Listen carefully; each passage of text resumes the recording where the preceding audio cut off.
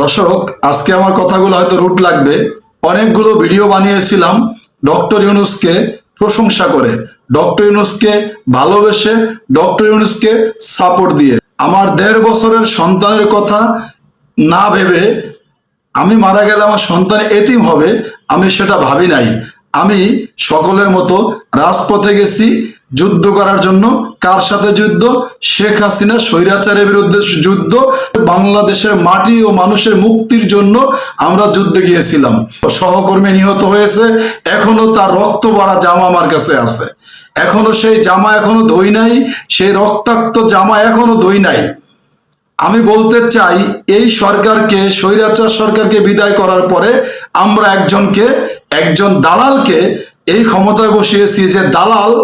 যে দালাল বিএনপির পিছনে লেগে আছে, যে দালাল আওয়ামী লীগকে পুনর্বাসন করতেছে, যে দালালের প্রত্যেকটা উপদেষ্টা হচ্ছে আওয়ামী লীগের দালাল, আওয়ামী লীগের স্বৈরাচারের দোসর এবং আওয়ামী লীগের প্রকাশ্যে উপকার করতেছে। আজকে ভোলার জ্যাকবকে আদালতে তোলা হয়েছে। আওয়ামী সন্ত্রাসীরা প্রকাশ্যে আদালতের ভিতরে এজলাস কক্ষের সামনে মিছিল করছে, যেটা কিনা আমাদের আদালত অবমাননার শামিল। আর এই কাজগুলা করেছে ডক্টর ইউনূসের, আমি বলবো প্রত্যক্ষ পরোক্ষ সাপোর্টে, প্রত্যক্ষ বা পরোক্ষ সাপোর্ট এটা করেছে। যেখানে পুলিশ উপস্থিত ছিল, এটা কোনো ক্রমেই বাংলাদেশ 2024-এর 5ই মে 36শে আগস্টের স্বাধীনতার পরে এরকম সিন দেখতে হবে, যেটা কল্পনা করি নাই। আদালতে আসামিরা ডিভিশন পাচ্ছে, আসামিরা ফোনে কথা বলতে পারতেছে, আসামিরা তাদের ইচ্ছা অনুযায়ী খেতে পারতেছে, আত্মীয় স্বজনের সাথে দেখা করতে পারতেছে, ডিভিশন পাচ্ছে, পার্সোনাল ভাবে পত্রিকা পড়তে পারতেছে। আর কি চাই? রাজকীয় জীবনযাপন শুরু হয়ে গেছে। জেলখানা নাকি রাজকীয় জীবনযাপন? আমি ডক্টর ইউনূসকে বলতে চাই, আমার বাংলাদেশে কোনো সংস্কার দরকার নাই, বাংলাদেশে কোনো সংস্কার দরকার নাই, আমার আর্থিক স্বাবলম্বী দরকার নাই। আমার দরকার স্বৈরাচার পতন হয়েছে, স্বৈরাচার যেন বাংলাদেশে না ফিরে আসতে পারে। এটা কোনো মগের মূল্যক নাকি? রক্ত দিয়েছি আমরা, যুদ্ধ করেছি আমরা, গুলি খেয়েছি আমরা জানি কি ধরনের নির্যাতন চালানো হয়েছে, আমরা জানি। আমারও সহকর্মী সহযোদ্ধা মারা গেছে, আমরা জানি কিভাবে গুলি খেয়ে মানুষ মারা যায়, স্বৈরাচারের বুলেটে কিভাবে মানুষ মারা যায় আমরা জানি। আর আপনি ক্ষমতায় এসে আপনাকে বসানো হয়েছে, আপনি এই মুক্তিযুদ্ধের বিন্দু পরিমাণ, আপনার জীবনে 2টা মুক্তিযুদ্ধ পেয়েছেন, একটা মুক্তিযুদ্ধে আপনার কোনো অবদান নাই।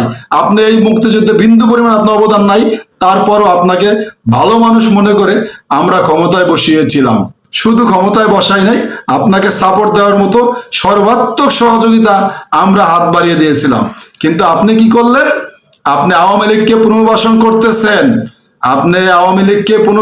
করতেছেন, আপনার উপদেষ্টা হাসান আরিফের ছেলে, বরিশালে হাসনাত আবদুল্লাহর ছেলেকে নিয়ে, সাবেক মেয়র সাদিক আবদুল্লাহকে নিয়ে হাসান আরিফ, যেটা আপনার উপদেষ্টা, তার ছেলে গেছে সেই বরিশালে, তাদের বাড়িতে গেছে। কত টাকার বিনিময়ে গেছে? একজনের ভিতরেও এই স্বাধীনতার চেতনা নাই। 24-এর স্বাধীনতার চেতনা একটা উপদেষ্টার মধ্যেও নাই। আপনার উপদেষ্টা রেজওয়ানা পলিথিন ব্যাগ নিষিদ্ধ করে, বিমানবন্দরকে সাইলেন্ট জোন ঘোষণা করে। আশ্চর্য হয়ে যাচ্ছি, পলিথিন ব্যাগ নিষিদ্ধ করার সময় পান না। এগুলা পলিথিন ব্যাগ নিষিদ্ধ করার সময় এখন না। আওয়ামী লীগের পুনর্বাসন চলছে, রাজপথে নামবো ইনশাআল্লাহ।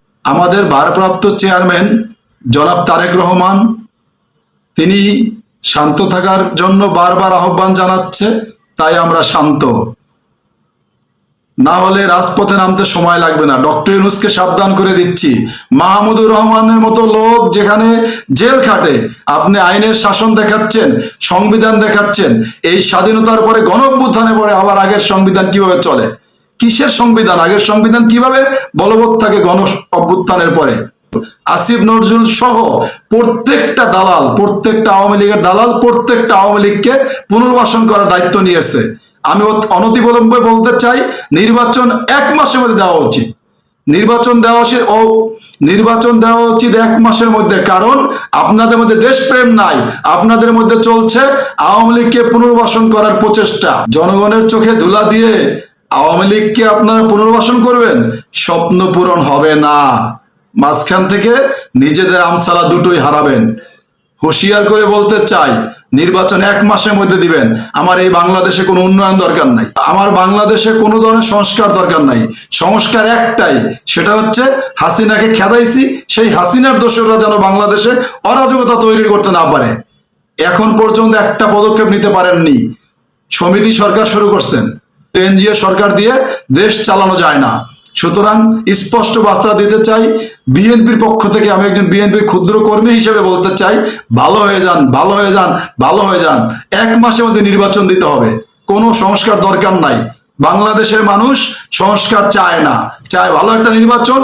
ভালো একটা নির্বাচনের মাধ্যমে দলীয় নির্বাচিত জনগণের প্রতিনিধির কাছে ক্ষমতা হস্তান্তর করুন, দেখুন দেশ কিভাবে চালাইতে হয়। দেশ চালানো আপনাদের কাজ না।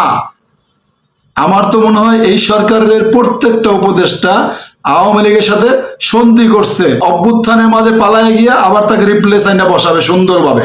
এছাড়া কিছু না। দেশ চালাচ্ছে শেখ হাসিনা, দেশে এখনো শেখ হাসিনা চালাচ্ছে। আমি বলবো ডক্টর ইউনূস দেশ চালাচ্ছে না, দেশ চালাচ্ছে শেখ হাসিনা। ডক্টর ইউনূস হচ্ছে শেখ হাসিনার মুখপাত্র।